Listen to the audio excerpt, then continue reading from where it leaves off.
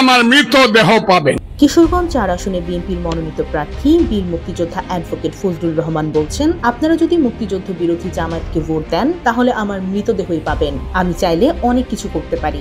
আপনাদের জন্য আমি একটা টাইটেল এনেছি, সেই টাইটেলটা হলো আমি হইলাম ফজা পাগলা। যে হারামজাদারা আমাকে এই টাইটেলটা দিয়েছে তাদের নাম হলো স্বাধীনতা বিরোধী মুক্তিযুদ্ধ বিরোধী জামাত। শুক্রবার সন্ধ্যায় ইটনা উপজেলার মিগা ইউনিয়নে আমিরগঞ্জ বাজারে বিএনপি ও এর অঙ্গ সংগঠন আয়োজিত কর্মী সম্মেলনের প্রধান অতিথির বক্তব্যে তিনি এসব কথা বলেন। বক্তব্যের শুরু থেকেই উত্তাল জনতার সামনে আবেগ ও ক্ষোভে ফেটে পড়েন তিনি। ভোটারদের উদ্দেশ্যে তিনি বলেন, আপনাদের জন্য একটা টাইটেল এনেছি, ফজা পাগলা। এই টাইটেলটা দিয়েছে কারা জানেন? স্বাধীনতা বিরোধী জামায়াত। তাদেরকে যদি ভোট দেন তাহলে আমার লাশ পাবেন। তাদেরকে ভোট দিবেন আপনারা?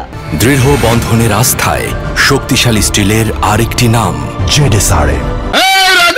বাচ্চারা, আল বদরের বাচ্চারা এখনো কিন্তু জীবিত আছে রে। এরপর তিনি আরো বলেন, কালকেও আমাকে 100 বকা দেওয়া হয়েছে। আমার অপরাধ কি? আমি তো জামায়াতকে গালি দেইনি। কিন্তু যখন তারা বলতে শুরু করলো 47-এ নাকি মুক্তিযুদ্ধ হয়েছিল, 24-এ শেষ হয়েছে, তখন চুপ থাকা যায়? তারা বলে 71 শুধু একটা গন্ডগোল ছিল।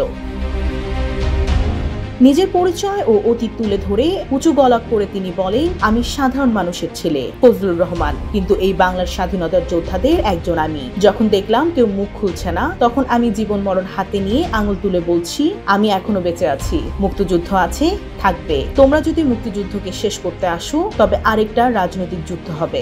মুক্তিযুদ্ধ থাকবে।